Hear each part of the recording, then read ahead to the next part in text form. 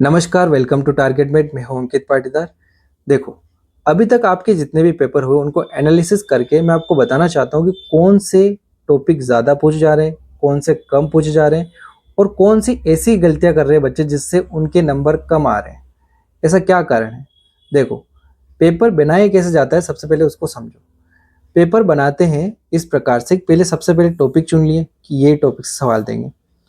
उन टॉपिक से बहुत सारे सवाल बना दिए और उनको अलग अलग पार्ट्स में बांट दिया ताकि अलग अलग बहुत सारे पेपर बन जाते हैं। ऐसा करने से होता यूँ है कि पेपर का जो लेवल रहता है वो सभी के लिए लगभग बराबर रहता है और नॉर्मलाइजेशन की ज़्यादा प्रॉब्लम नहीं आती।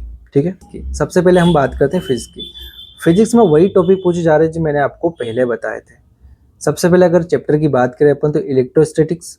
इलेक्ट्रोस्टैटिक्स में दो चैप्टर आते हैं, कौन कौन से? विद्युत आवेश और क्षेत्र और आपका विभव और धारिता। इन दोनों से सवाल पूछे जा रहे हैं। करंट इलेक्ट्रिसिटी यानी विद्युत धारा से भी सवाल आ रहे हैं। इसके अलावा सोलेनोइड टोरॉइड से कितनी बार बता चुका हूँ मैं कि यहीं से सवाल आते ही आता है, तो अभी भी आया है वहाँ से। ट्रांसफार्मर से सवाल पूछे जा रहे हैं, एटम से सवाल पूछे जा रहे हैं, आपका सेमीकंडक्टर वहाँ से सवाल पूछे जा रहे हैं, और एक जो आपका वेव ऑप्टिक्स है उसके अंदर जो आपका आता है YDAC, वहाँ से सवाल। फिजिक्स में बस यही घूम घूम के जो 2025 में सवाल आए थे, जहाँ से 2026 में सेम टाइप के सवाल है और वहीं से पूछे जा रहे हैं। अगर हम बात करें केमिस्ट्री की, तो केमिस्ट्री में 4 चैप्टर बहुत ज़्यादा पूछे जा रहे हैं। कौन कौन से? आपका सबसे पहले D&A ब्लॉक, उसके बाद आपका कोऑर्डिनेशन कंपाउंड, अमाइंस इनका बहुत फेवरेट है, वहाँ से बहुत ज़्यादा सवाल पूछे जा रहे हैं, और बायोमोलिक्यूल्स। इनसे सवाल बार बार पूछे जा रहे हैं। इन 4 चैप्टर को अच्छे से करो। शॉर्ट नोट्स है तो उनको अच्छे से याद कर लो, फिजिक्स केमिस्ट्री में उनको रट डालो, कोई प्रैक्टिस नहीं करनी भी, इस बात का ध्यान रखें।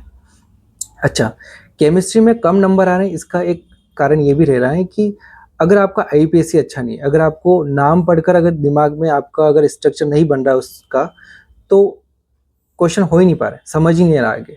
जैसे मैं कहता हूँ कि टोलुइन बताओ, टोलुइन क्या होता है? दिमाग में स्ट्रक्चर बना? या मैं कह लूँ कि एनिलीन क्या होता है? स्ट्रक्चर नहीं बना। एल्डिहाइड क्या होता है? वहाँ पर ऐसा लिखा हुआ रहा है एल्डिहाइड। अब एल्डिहाइड कैसा होता है, उसकी कैसी रिएक्शन होती है, अब वो दिमाग में होनी चाहिए। वो मेन प्रॉब्लम आ रही है। बाकी केमिस्ट्री आसान आ रही है, इससे कोई टफ चीज़ नहीं आ रही ज़्यादा, है ना। अगर हम बात करें इंग्लिश की, बात करते चलो इंग्लिश की अगर बात करें तो इंग्लिश का सेम पैटर्न है, वही एरर निकालना, पैसेज पढ़ना, वही वही, उसमें कोई बदलाव नहीं। अगर हम बात करें जीके की, देखो जीके का कोई पार नहीं होता है, कहीं से भी सवाल पूछा जा सकता है। करंट के पूछ जाते हैं, जो करंट के अगर तुम कर सको तो कर लेना, नहीं तो जो बने वो बनाओ और नहीं बने तो छोड़ देना। बाकी इसके अलावा ऐसा कुछ नहीं है।